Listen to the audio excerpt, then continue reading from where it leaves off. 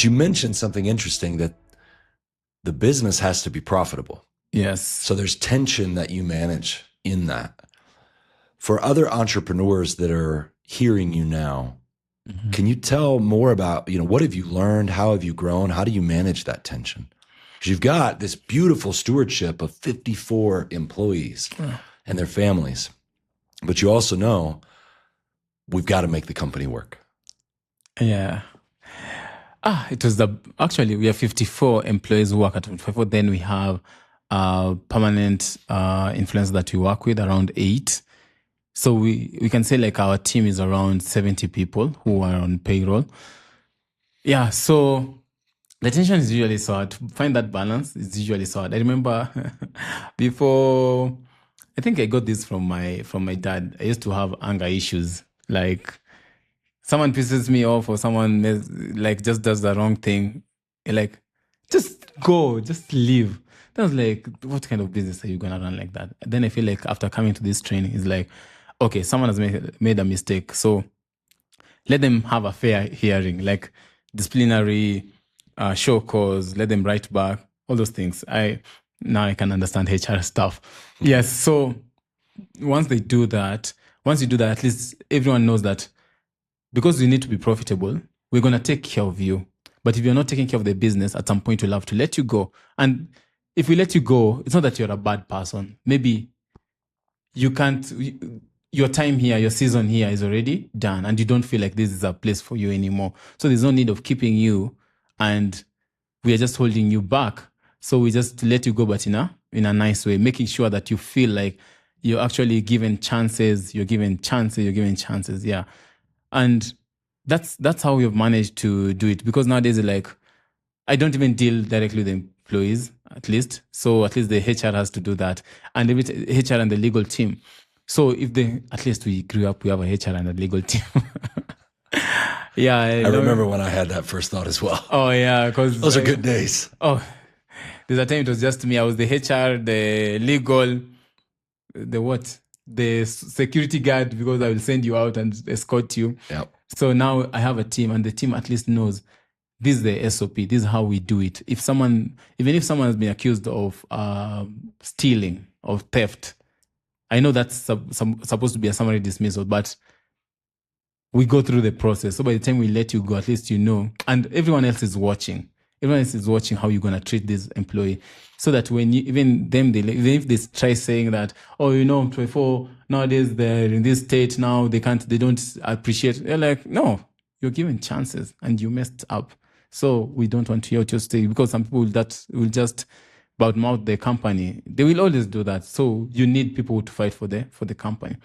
So to balance that, I don't make all the decisions nowadays. Was it hard to transition? Oh yes, it was hard. Even now, sometimes I feel like I want it back, but I'm like, this person is handling it really well. It was a very, very hard transition. Sometimes I remember there's a day I came and just opened the boardroom. Then I'm finding people sitting there. I didn't know that it was a hearing. Someone had done something, so he was going through the hearing. Then after some time, I'm only getting a notification that they were let go. I'm like, okay. Even, sometimes I had that attachment to the people I've been there for a long time, the people we started with. But now sometimes the people you start with when you're going through because I remember our toughest time was 2025 when you're going after Ascent program. Then now we have to come to implement what we learned. Because if you don't implement, then the school fees just goes like that. Do you call it school fees, or what do you call it? Sinapis? Sinapis. Do you call it school fees, or you do fees? The fees. Yeah. Okay, it's just go like that. You have to implement, right? Yeah. So I come to implement. Then I tell people, so these things are going to change. 1, 2, 3, 4. This is how we do our things. And we're like, no, I can't work like this. So you wake up one day around midnight, you find resignation letters. I lost 23 employees. My God. Okay, I was tough on the outside, but I was messed up. Mentally. You're giving the because you have to. Everything's fine. Because you have to, because I'm showing up for the people who stayed. Right. For me, what the one thing that I learned, we worry so much about people who left. We are forgetting the people who are still there, who are willing to show up for you. So I got, within a span of 1 week, I think I got 7. You get in, you're checking your mail, then you just see notice of resignation with immediate effect. I'm like, my God, Jesus. And this is connected directly to the changes you're making in the systems, and this is how we're going to run Home 254. Yes. Wow.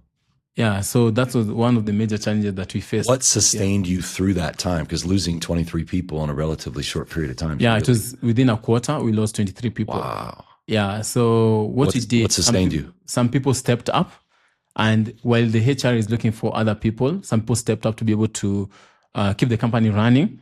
Yes, and that's the team we have built. We say we stayed, so we need to figure it out. If we don't figure it out, the next year we're not going to have this business over here, so we need to figure it out. So some people stepped up, started doing 3 roles, and that was beautiful to see. Yeah, because sometimes I could lock myself in the office and just feel so bad, and that's God like, okay, God, even if it's the transition, please just let it happen in phases. This is too much to handle, because you're handling that. You're also handling supply chain issues. You're handling the revenue authority. Sometimes it's too much. And that's when I pick my call and just say, Martin, it's a lot. So what do I need to do? Then come to the office. Yeah. And I feel like as a leader, having someone to talk to sometimes is really, really good. And for me, that person, those people have always been the people at Sinapis, to be honest, because they've gone through the journey, they understand the business. So at least sometimes we just pick up a call, and they always pick up. Yeah, and I know many people have seen me, many people at Sinapis have seen me cry, they've seen me break down, they've seen me starting from scratch, because sometimes the things that happen when running a business, actually in Kenya, it's an extreme sport. It's an extreme sport. Yeah. So why do it? Why shoulder that much challenge? Exactly. Sometimes I ask myself why. Then I go to the HQ, where we do our production. I look at those people and see how they rely on this. Like, they literally rely on this. If I give up or if I tap out, it means I'm affecting almost 54 lives. Well, they will need to figure out like what they need to do, and some of them have been there for like that's what they depend on. Yeah, and it's 54 lives, and then how many other people who depend on these jobs? Exactly. So I remember when there's a time 2023. It was a very hard time for me. I think I even got depressed. I got depressed. It was even a hard time to actually even just to wake up. Mm-hmm. But again, I had to show up. You've lost money, you've broken your family relationship, you've done, a lot is happening. But someone told me, and I remember Martin used to tell me, the world does not care. Bad things are going to happen, but you still need to show up. Because I remember calling him saying, I can't get out of bed, I can't do anything. Then I remember going there, and I still have to wear a smile on my face, because those people say good morning, and they'll say, good morning. But once you get into your office, you cry. You can't even do anything. I could not move. I remember I was doing this for fun. I started taking this business seriously in 2024. I was just doing this for fun. And it's not feeling like a lot of fun on those days. Yeah, those days doesn't feel like fun. But now, if the fun is not there, so the thing that keeps me going is the people who depend on this brand. Like, I even never used to take care of me. Like, for me, I was like, as long as these people are fine, I am good. And I just moved. And nowadays, seeing some people, even this one who have spent like from day one, he has been there till today. And I've seen his kids grow. Sometimes it's just so incredible to see. Like, I usually say like, I wish I was a 24-year-old seeing someone like me has built something like this. I will really build something greater, because growing up, we never believed people like me could do something. But now I can literally see someone like me doing it.